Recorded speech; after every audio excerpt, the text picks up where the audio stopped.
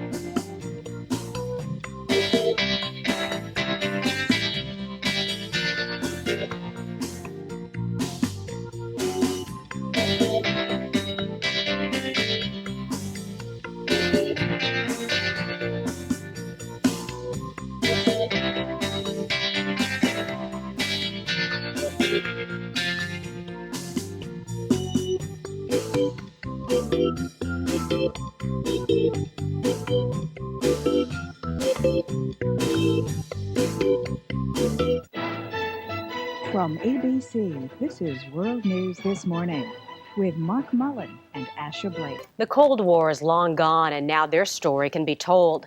They are the filmmakers who shot secret atomic movies for the government, working out of a hidden studio in Laurel Canyon. The men who filmed atomic bomb tests from the late 1940s through the 60s were honored in Hollywood last night.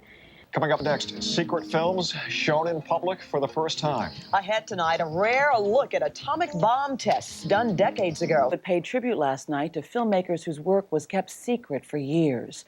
They were the men and women who documented U.S. nuclear weapons tests during the height of the Cold War. Between 1947 and 1969, the federal government conducted over 300 atomic bomb blasts, all shrouded in top secrecy. Who would have thought Hollywood filmmakers were all part of it? Tonight, the group of artists who documented those explosions being honored. We get the story now from Jay Jackson.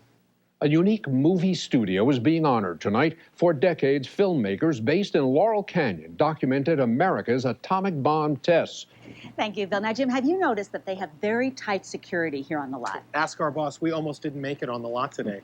But we did. We did. And that is nothing compared to the security clearance required for another movie lot that is not very far from here. So secret, in fact, that this mystery studio was kept secret for nearly 50 years. We are getting our first look tonight at the work of some filmmakers whose secret films have been hidden away for 30, 40, even 50 years. Films of atomic blast. Our Amy Huggins live in Hollywood tonight, where those filmmakers are being honored. Amy? Carrie, sometimes the most compelling things to look at are indeed the things we are not supposed to see, and that may be part of the appeal, albeit frightening appeal, of these atomic bomb test films. 6,500 movies once locked away in the underground vaults at this government facility in the Hollywood Hills. And now the movies produced here can be seen by the public. Filmmaker Peter Curran spent 3 years restoring some of the old film while making a documentary called Trinity and Beyond, the Atomic Bomb Movie. Government films do represent a part of history that needs to be preserved for the future of mankind. Last night, 50 years after the secret studio began operations, Curran hosted a party to honor the atomic filmmakers. This in the hope that mankind will never again have any reason to photograph nuclear bomb blasts. I talked to my oldest son, he's 47 now, and he said he's glad to know that this is declassified because now he can finally find out what I did. Not only that, but now the Lookout producers, camera crews, and staff members are being honored for their work. At the American Film Institute Wednesday night, people mingled, reunited, and shared many memories. Ken Hackman was one of those filmmakers. Tonight, he and other atomic cinematographers were honored at the American Film Institute for their 50 years of service to the military. Even though shrouded in secrecy, Hackman says he loved the job. For the atomic test that I was involved in, which was Dominic in 1962, that was 5 months in Hawaii. Not bad duty. No, it was great duty.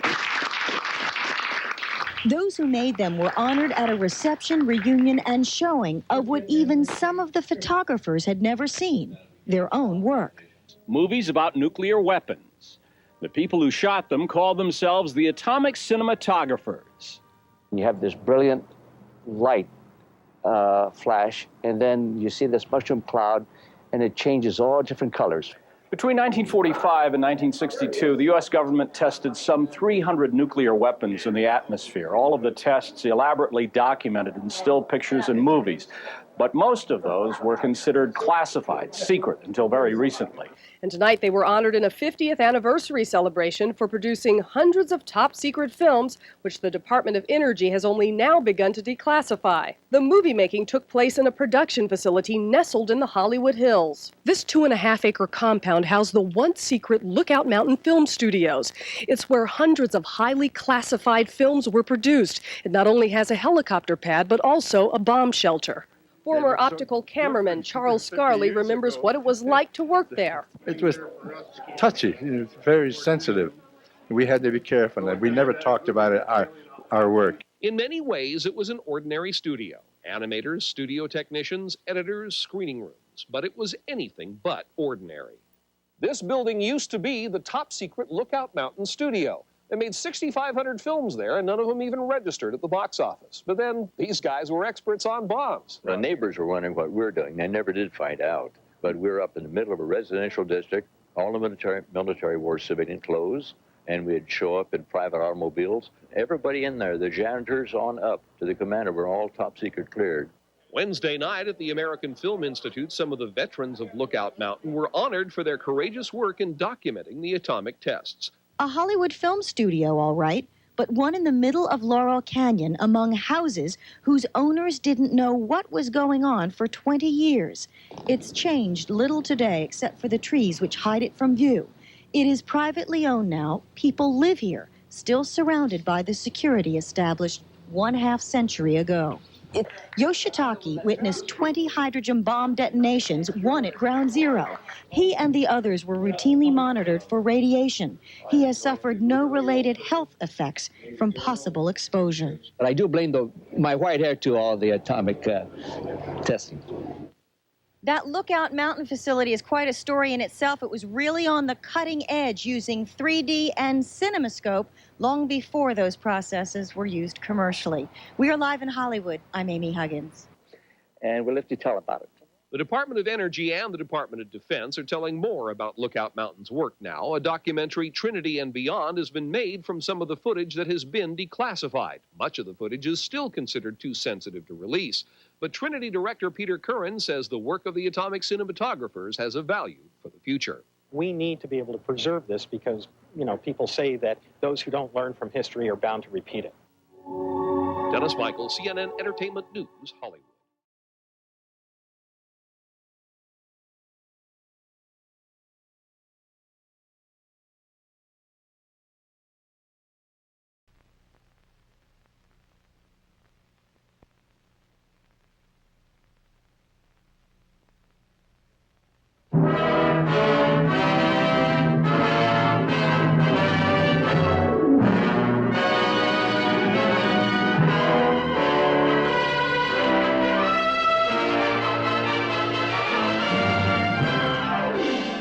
Lookout Mountain Air Force Station, a photographic installation of the Aerospace Audiovisual Service Military Airlift Command, and home of the 1352nd Photographic Group, containing facilities to accomplish all phases of photography. Staffed by both civilian and military filmmakers of the United States Air Force. The administrative function is housed in a portion of this modern building in the San Fernando Valley. A 15-minute courier drive from the main gate. The organization's mission, photographic documentation of Air Force activities, the production of scientific films, technical films, training films, informational motion pictures, for the Atomic Energy Commission, for joint Army and Air Force exercises, for civil defense, for the Air Force, as well as other government agencies. Films requiring animation may get their start in this division. The artist inking this cell is only one of an experienced team with special skills in all phases of technical animation. The completed cell, as it is finally photographed here, must often effectively portray an abstract or extremely complex idea, the workings of intricate mechanisms or a cross-section of an atomic weapon. The camera division is completely equipped for both stage and location photography. In just a moment, we'll see some clips from documentary coverage and the many productions that have passed through this laboratory. Laboratory operations require a high degree of skill and scientific control to process the many types of film handled here and exposed by not only our production unit, but others dispersed around the world.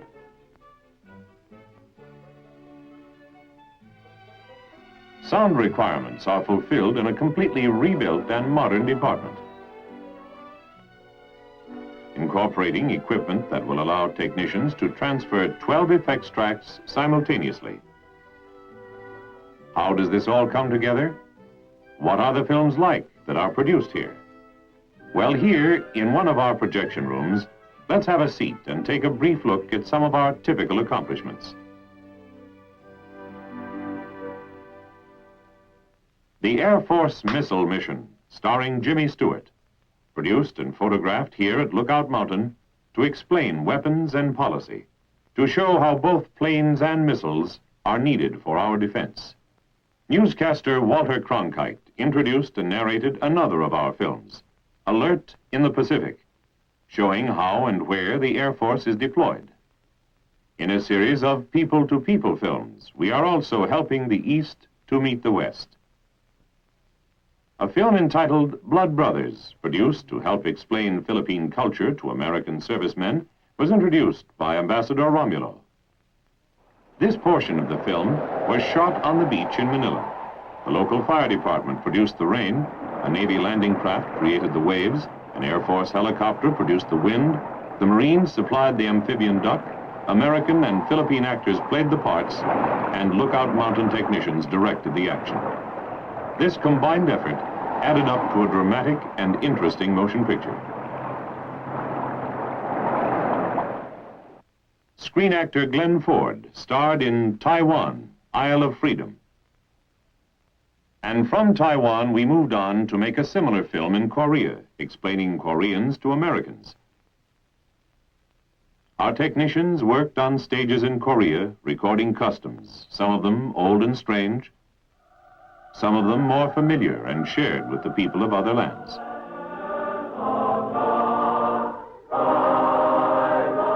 A blend of precision flying by the United States Air Force Thunderbirds and the peoples of the Far East produced an Academy Award nominee called Breaking the Language Barrier. We have photographed Robert Stack, star of The Untouchables, Vic Morrow, Sergeant Saunders of Combat, another popular TV series, Kathy Crosby for a commercial on nursing, Bob Hope and Jerry Colonna with a pitch on physical fitness, and James Arness, Marshall Dillon of the Gunsmoke series. They appeared in Department of the Army films, portions of which were shot by Lookout Mountain crews. Bob Cummings and his son starred in a film on Air Force Academy activities, a film used in the cadet recruiting campaign. Our stage has heard the voices of and played host to many celebrities from stage and screen, as well as high-ranking military and Department of Defense personnel. On the lighter side, we support the annual Bob Hope Christmas Tour. Each year, our representative provides technical photographic assistance and goes along with the comedian and his troupe as they bring holiday cheer and a bit of warmth to American servicemen stationed throughout the world. Prior to the test ban, our camera crews ranged from the islands in the Pacific to the atomic test site in Nevada, documenting activities for film reports that told the story of nuclear weapons testing by the United States. During joint exercises like Desert Strike and Polar Siege, photographic personnel are deployed and work closely with units in the field to obtain documentary and record photography. It was at the Holloman test track where we photographed this chimp's preparation and test for the accelerated Gs with which man has moved out into space. Using a special mount developed at Lookout Mountain, we recorded his high-speed run on this test sled. And we photographed this rocket launch at a slant range of 100,000 feet over the Pacific Island testing range. We also recorded the zero launch of an F-100 from its trailer bed. At times, cameras are run at high speed to record spectacular events like this napalm attack on a simulated Cuban Missile Guidance Control van. The result? Slow motion photography for operational analysis personnel of the Tactical Air Command. Here it is at normal speed.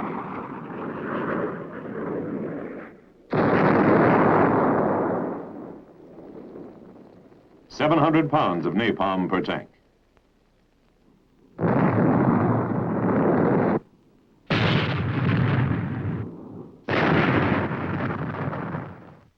For communications, as well as surveillance and operation of remote cameras, to obtain the spectacular film you have just viewed, we have developed a video and VHF radio system. This equipment will allow our technicians to operate and monitor cameras from distances up to 20 miles. To show that supersonic jets can shoot down slow-flying aircraft, we designed and built a wing pod to house the cameras mounted on an F-100 trailing this Thunder Chief, and recorded the kill of an H-43 drone helicopter.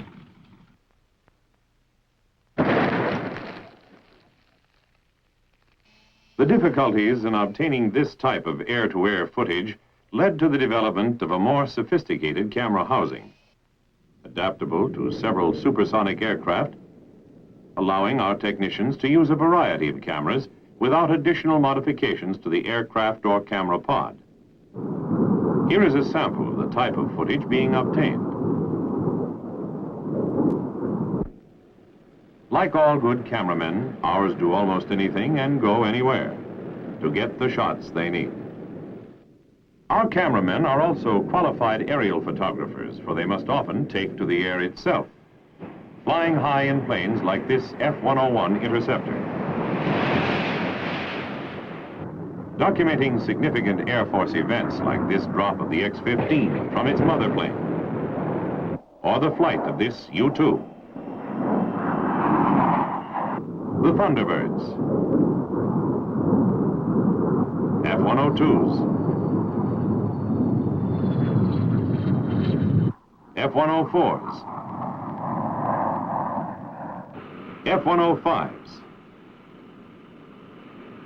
F-106s, F-4Cs, F-101s. We have them all on film. Highly skilled still photographers are also assigned here, operating a complete lab facility and producing transparencies like these, and color prints like these.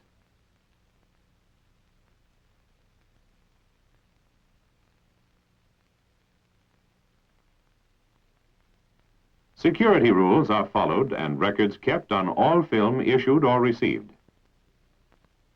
For stored in this vault are thousands of cans of irreplaceable and classified film. Millions of feet documenting the atomic energy program as well as Air Force footage, currently being produced at Lookout Mountain. Small wonder, nothing is left to chance. The doors are often firmly locked, guarding those men and women who, like these negative cutters, must handle this film in their daily work.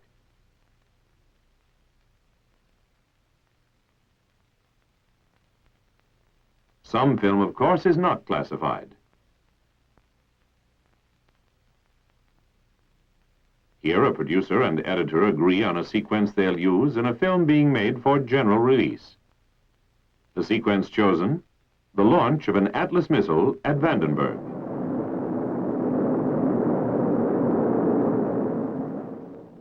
There, at Vandenberg Air Force Base, we have a second photographic unit at work, the 1369th Photographic Squadron. Complete with a fully operational laboratory, processing instrumentation and documentary film of activities at this West Coast missile range. You think the plumbing in a missile is complex? Here, for example, is the recirculating system serving all developing machines in the film laboratory, an array of tanks and valves not usually associated with the job of making films.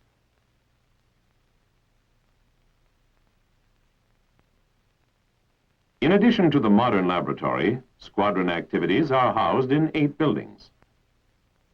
This one houses the documentary photo department. Here's a typical camera crew at work shooting scenes of an Atlas. Here's another. The footage they get may also be used in training films. The instrumentation photo section is charged with the installation and operation of all tracking and remote camera equipment at Vandenberg. Operational requirements call for camera coverage from all angles. This striped box, mounted high on the Thor launcher, contains a high-speed camera set to record LOX line separation. This one will be set to get engine start. This 16mm Mitchell will get liftoff.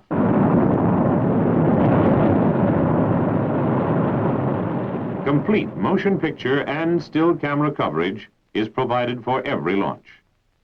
All equipment checked out and ready to go, so that when the countdown ends and the missile is fired, the cameras monitored from the blockhouse will roll, and the men will be on station, tracking each missile on its ballistic flight downrange.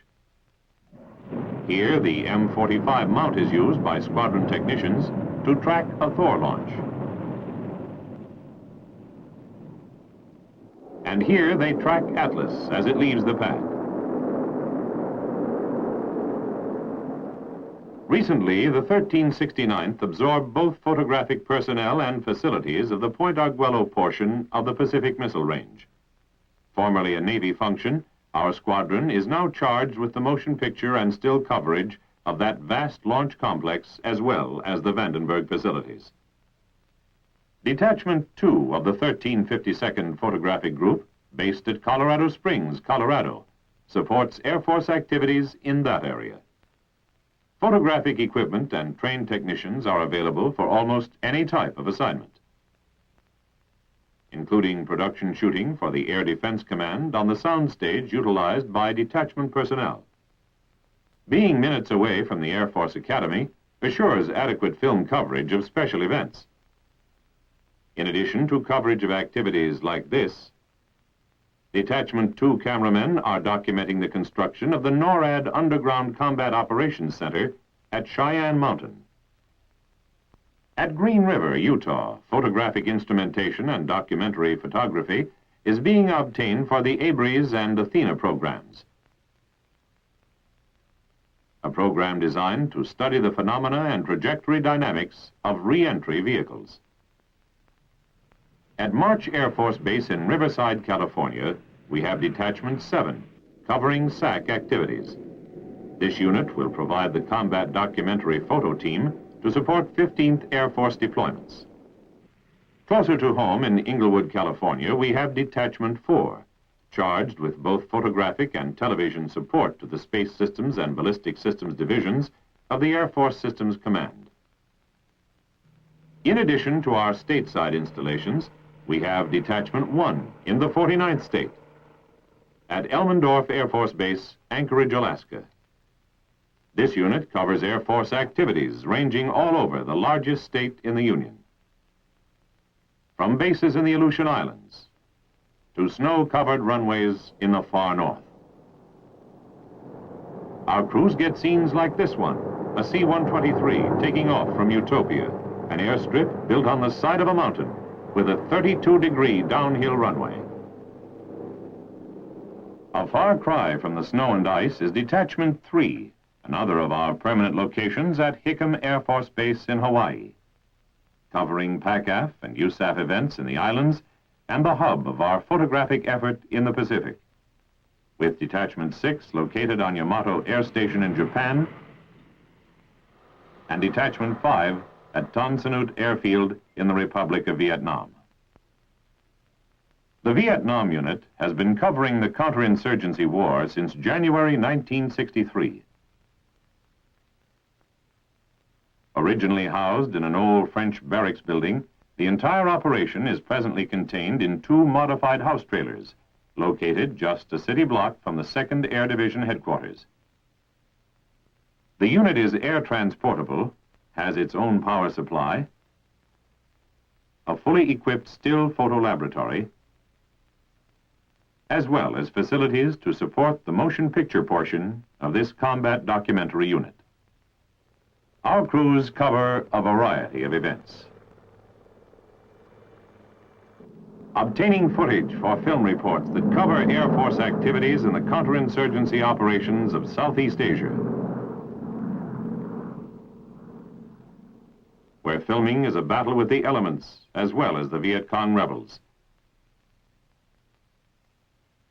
Documentary coverage is obtained by our photographers riding alongside pilots on combat missions in Vietnam, and by remotely operated cameras housed in our camera pods mounted on the underside of the aircraft wing. This aerial strike footage will appear in briefing films.